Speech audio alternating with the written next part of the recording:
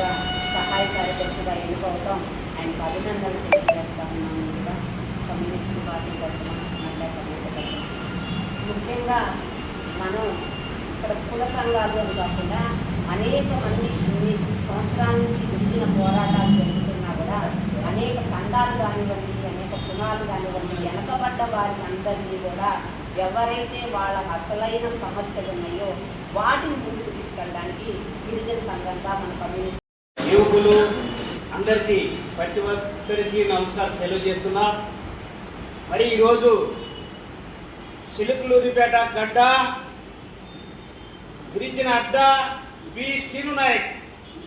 ఎందుకంటే ఫస్ట్ కాడ నుంచి సీను నాయక్ విద్యార్థుల కాడ నుంచి ఆయన ఒక విద్యార్థి నాయకుడిగా, మరి ఈరోజు జిల్లా నాయకుడిగా, మరి ఈరోజు ఆంధ్ర రాష్ట్ర గిరిజన సహాయ అభ్యర్థిగా సిపిఐ అనుబంధ సంస్థ ఇచ్చినందుకు వాళ్ళందరికీ ధన్యవాదాలు తెలుపుతున్నాను. నేను సోదరులారా, ఈరోజు మన బాడావతు సీను నాయక్ గారికి ఈ సన్మాన గిరిజన సంక్షేమ శాఖ సంబంధించి సహాయ కార్యదర్శిగా రాష్ట్ర పదవి రావడం జరిగింది.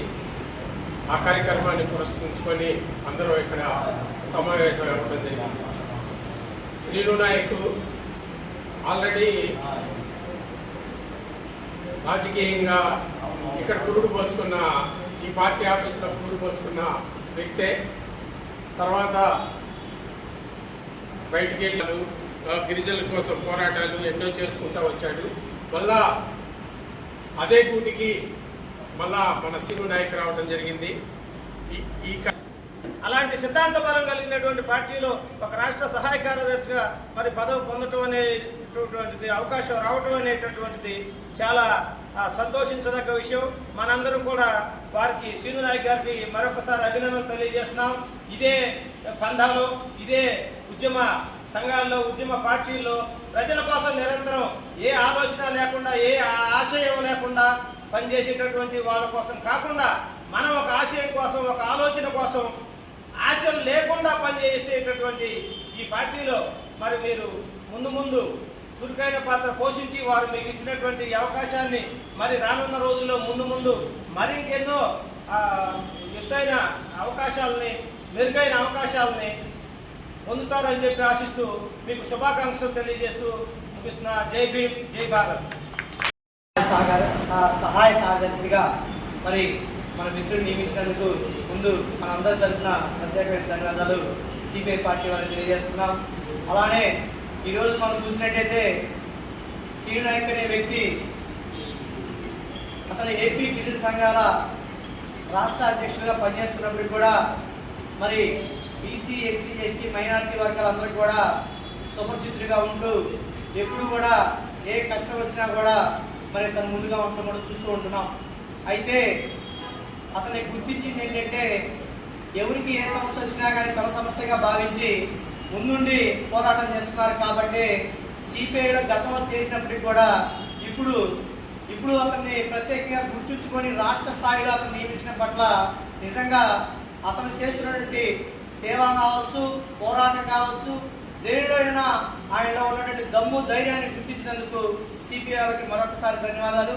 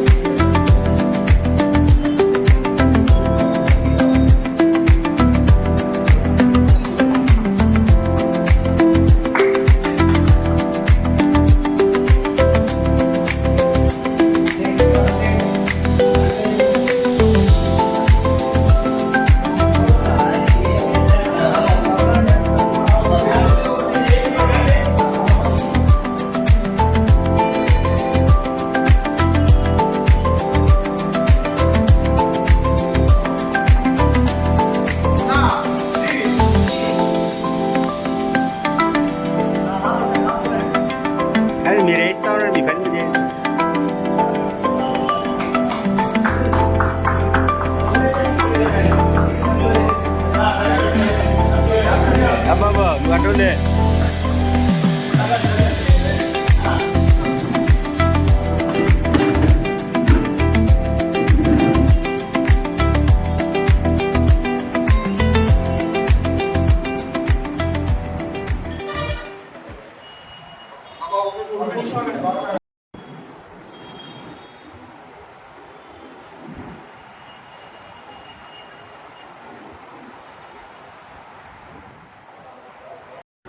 భారత కమ్యూనిస్ట్ పార్టీ